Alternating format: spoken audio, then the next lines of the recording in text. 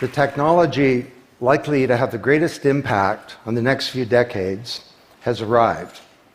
And it's not social media, it's not big data, it's not robotics, it's not even AI. And you'll be surprised to learn that it's the underlying technology of digital currencies like Bitcoin. It's called the blockchain. Blockchain. Now, it's not the most sonorous word in the world, but I believe that this is now the next generation of the internet, and that it holds vast promise for every business, every society, and for all of you individually. You know, for the past few decades, we've had the Internet of Information. And when I send you an email or a PowerPoint file or something, I'm actually not sending you the original, I'm sending you a copy. And that's great. This is democratized information. But when it comes to assets, things like money, financial assets like stocks and bonds, loyalty points, intellectual property, music, art, a vote, carbon credit, and other assets, sending you a copy is a really bad idea. If I send you $100, it's really important that I don't still have money and that I can't send it to you. So this has been called the double spend problem by cryptographers for a long time. So today, we rely entirely on big intermediaries, middlemen like banks, government, big social media companies, credit card companies, and so on, to establish trust in our economy. And these intermediaries perform all the business and transaction logic of every kind of commerce, from authentication, identification of people, through to clearing, settling, and record keeping. And overall, they do a pretty good job, but there are growing problems. To begin, they're centralized. That means that they can be hacked, and increasingly are. And JP Morgan, the US federal government, LinkedIn, Home Depot, and others found that out the hard way. They exclude billions of people from the global economy. For example, people who don't have enough money to have a bank account. They slow things down. It can take a second for an email to go around the world, but it can take days or weeks for money to move through the banking system across the city. And they take a big piece of the action, 10 to 20%, just to send money to another country. They capture our data, and that means that we can't monetize it or use it to better manage our lives. And our privacy is being undermined. And the biggest problem is that overall, they've appropriated the largesse of the digital age asymmetrically. And we have wealth creation, but we have growing social inequality. So what if there were not only an internet of information, what if there were an internet of value? Some kind of vast, global, distributed ledger running on millions of computers and available to everybody, and where every kind of asset, from money to music, could be stored, moved, transacted, exchanged, and managed, all without powerful intermediaries. What if there were a native medium for value? Well, in 2008, the financial industry crashed, and perhaps propitiously, an unknown or anonymous person or persons named Satoshi Nakamoto created a paper where he developed a protocol for a digital cash that used an underlying cryptocurrency called Bitcoin. And this cryptocurrency enabled people to establish trust and do transactions without a third party. And the seemingly simple act set off a spark that's ignited the world, that has everyone excited or terrified or otherwise interested in many places.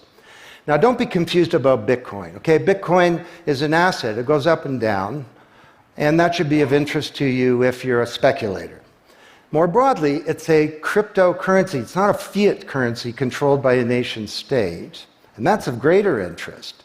But the real pony here is the underlying technology. It's called blockchain. So, for the first time now in human history, people everywhere can trust each other and transact peer-to-peer. And trust is established not by some big institution, but by collaboration, by cryptography, and by some clever code. And because trust is native to the technology, I call this the trust protocol. Now you're probably wondering, well, how does this thing work? Fair enough. Assets, digital assets like money to music and everything in between, are not stored in a central place, but they're distributed across a global ledger using the highest level of cryptography. And when a transaction is conducted, it's posted globally across millions and millions of computers. And out there around the world is a group of people called miners. These are not young people, they're Bitcoin miners. And they have massive computing power at their fingertips, 10 to 100 times bigger than all of Google worldwide. And these miners do a lot of work. And every 10 minutes, kind of like the heartbeat of a network, a block gets created that has all the transactions from the previous 10 minutes. And then the miners get to work trying to solve some tough problems. And they compete.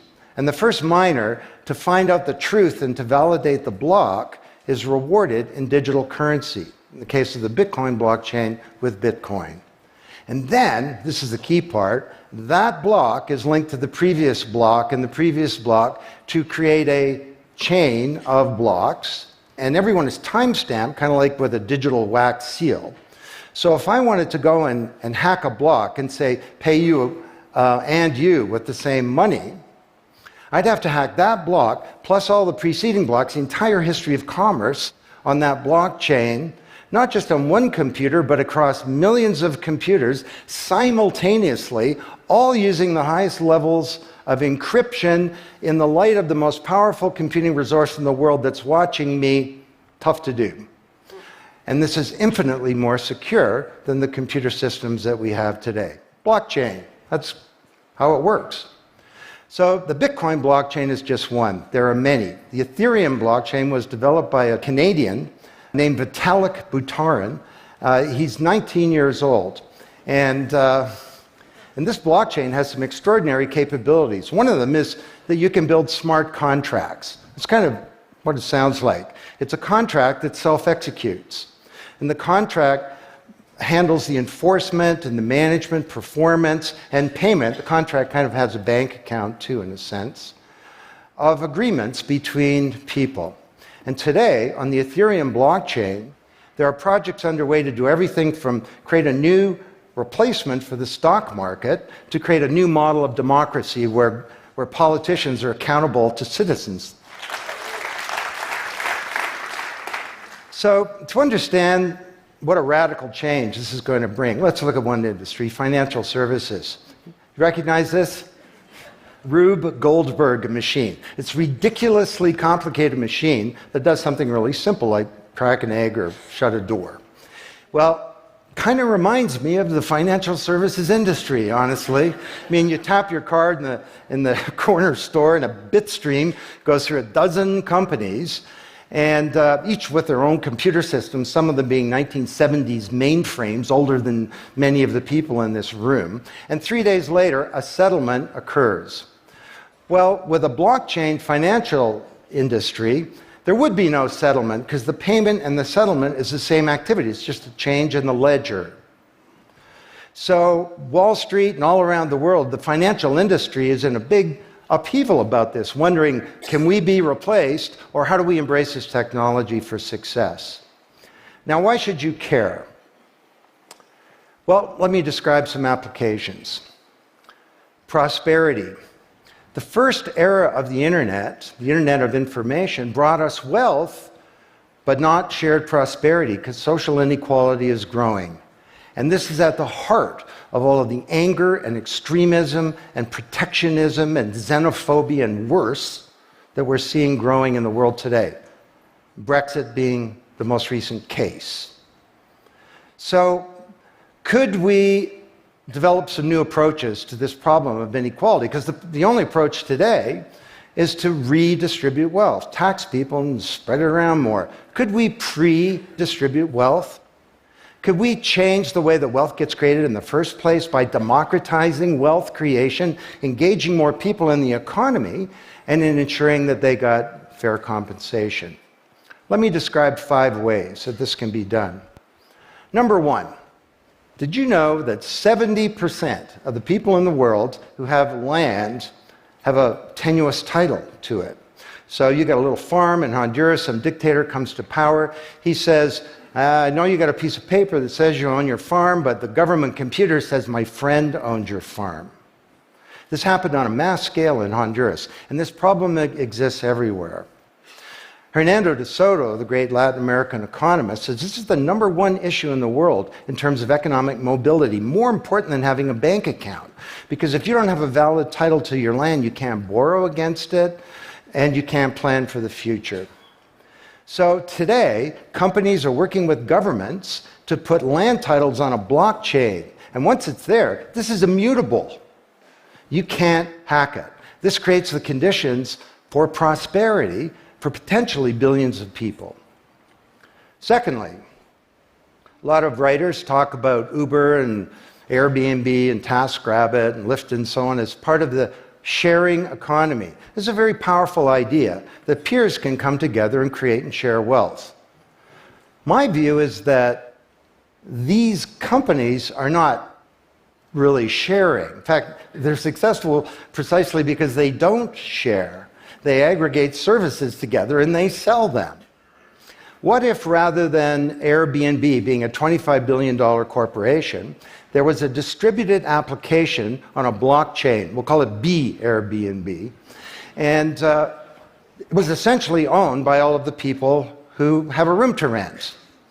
And when someone wants to rent a room, they go onto the blockchain database and all the criteria sift through, help them find the right room, and then the blockchain helps with the contracting, it identifies the party, it handles the payments, just through digital payments are built into the system, and it even handles reputation, because if she rates a room as a 5-star room, that room is there, and it's rated, and it's immutable.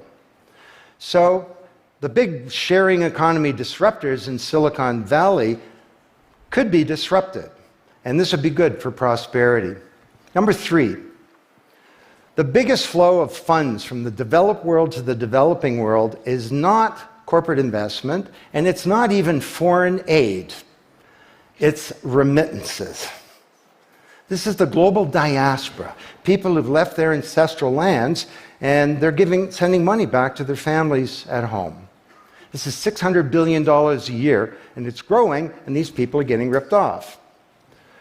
Annalie Domingo is a housekeeper, and she lives in Toronto, and every month she goes to the Western Union office with some cash to send her remittances to her mom in Manila. It costs her around 10%. The money takes 4 to 7 days to get there. Her mom never knows when it's going to arrive. It takes 5 hours out of her week to do this. 6 months ago, Annalie Domingo used a blockchain application called Abra. And from her mobile device, she said $300 went directly to her mom's mobile device without going through an intermediary. And then her mom looked at her mobile device, and it's kind of like an Uber interface. There's Abra tellers moving around. She clicks on a teller that's a 5-star teller. He's 7 minutes away. The guy shows up at the door, gives her Filipino pesos. She puts them in her wallet. The whole thing took minutes, and it cost her 2%. This is a big opportunity for prosperity. Number 4, the most powerful asset of the digital age is data.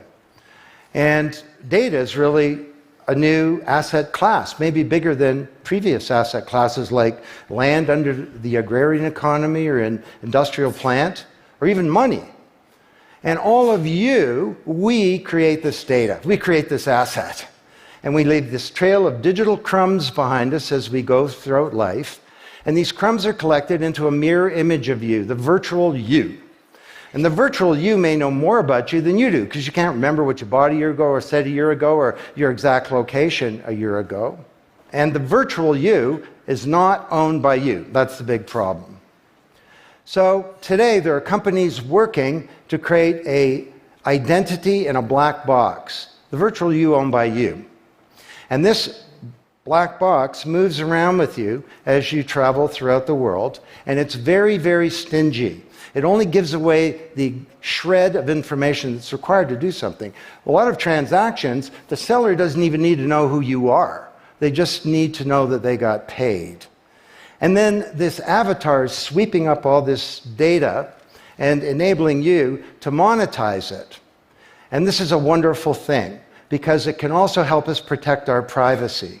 And privacy is the foundation of a free society. Let's get this asset that we create back under our control, where we can own our own identity and manage it responsibly. Finally,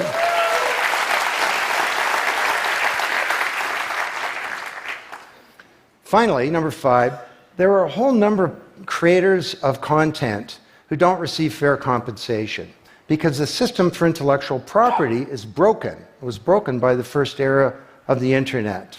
Take music. Musicians are left with crumbs at the end of the whole food chain. You know, if you're a songwriter, 25 years ago you wrote a hit song, it got 1 million singles, you could get royalties of around $45,000. Today you're a songwriter, you write a hit song, it gets 1 million streams, you don't get $45K, you get $36. Enough to buy a nice pizza. So Imogen Heap, the Grammy-winning singer-songwriter, is now putting music on a blockchain ecosystem. She calls it mycelium. And the music has a smart contract surrounding it. And the music protects her intellectual property rights. You want to listen to the song, it's free, or maybe it's a few microcents flow into a digital account. You want to put the song in your movie, that's different, and the IP rights are all specified. You want to make a ringtone, that's different. She describes that the song becomes a business. It's out there on this platform, marketing itself, protecting the rights of the author, and because the song has a payment system, in a sense a bank account, all the money flows back to the artist, and they control the industry rather than these powerful intermediaries. Now this is